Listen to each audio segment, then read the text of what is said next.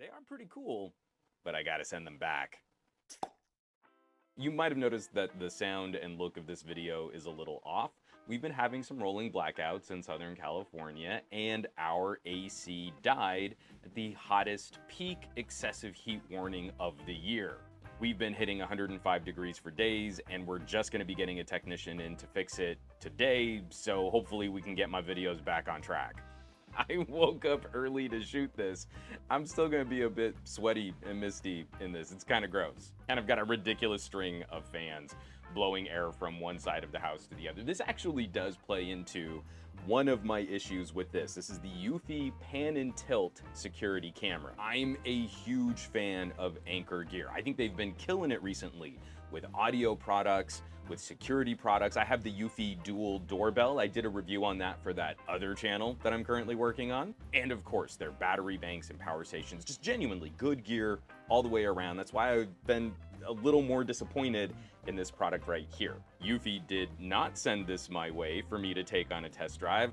I spent my own money on getting a couple of these cameras. We recently went on a trip. I wanted to replace some of my older Arlos, and like I said, really been enjoying the Eufy doorbell. So we got the pan and tilts just for a couple little indoor security cameras, give us some alerts, especially the audio alerts in case something like a fire alarm goes off. All the tech stuff is on point. These are brilliant little plug-in cameras, so there's no battery. You do have to have them consistently connected to power, but motorized head, the camera can pan and tilt and track all over the room. It can track as alerts happen. I really like on Eufy cameras how they use local storage. You don't need to subscribe to a cloud storage plan for video clips. These have little micro SD card slots. You just pop in the card and it stores locally on the device, and then you use the same app that you use for the doorbell. You can go back over all of the alerts that you've had over the course of a day. Plus all the great AI tools built into the app where you can kind of customize it for pets and for people. It even has like advanced emotional recognition, like it can kind of detect if someone's crying or in distress. That's some really cool stuff, and the price is absolutely killer. It's a cool little camera. The setup is easy. I got a couple of them set up around the house. Everything's working great. We're out first day of our trip. I'm checking in on my phone. I'm panning the cameras around. Oh, look, there's our living room. Oh, look, there's our hallway. I couldn't be happier. Day 2, I fire up the app and nothing. Totally dead. Every one of these cameras is completely offline. I'm trying to refresh them. I'm trying to reconnect them. There is nothing I can do to get the app on the phone to talk to the camera in my home. Completely unrecoverable. And the help, the little tutorial, the steps you can take to repair, absolutely hilarious. Like, maybe the app on your phone is out of date, or you have had some network connectivity issues because at the same time, the doorbell camera was running like gangbusters. Oh well, I guess you just need to long press the button on the back and then repeat all of the setup process to get the cameras talking to your home network again.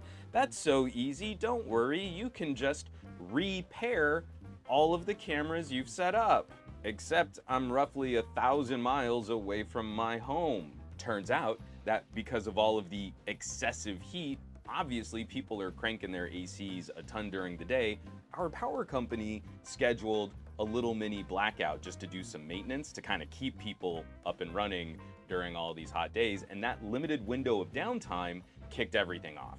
So I've got power stations and battery backups for some components and for my router and for my modem, but obviously I didn't have every single one of these plug-in cameras connected to some sort of uninterruptible power supply. Silly me. I thought, like, hey, if the power gets cut, they'll just reconnect. The whole rest of the trip, indoor cameras, all of them were down. Nothing I could do. There was no way to get the camera to just ping my router again so it could try to get back online. And once we got home, again, there was literally nothing physically I could do to just get the camera to wake back up and connect with my network. The solution is nuke everything in the app, remove all of the affected devices, and then go through the entire setup process fresh. I think that's the most frustrating part. We have a neighbor, they have a key to our place. If there was an emergency, they could get in or they could take care of something. And if it were as simple as, oh, hey, you know what? I've got this security camera. It's this little white thing. Can you just go to the back and push this button to wake it back up to connect to our network? That would be totally easy. I can't have a neighbor go through the long press, wait for 2 beeps, then scan this QR code, then come back. I'll tell you when my app has recognized the device, and then it's going to connect to our Wi-Fi for multiple cameras. That's not something I can expect a neighbor to do. Supremely disappointing, and exactly what we're going through right now. I am not shooting this video as some kind of a gimmick. My AC really is down. I am days. I'm now actually 2 weeks behind on my video production schedule, and it's kind of lengthening as we keep going. My eye's gonna start twitching the more I think about that. And I think this is a situation that many communities are likely to face. If it might be more wintry season, or if it might be more summery season, and instability in our power, in our network grid.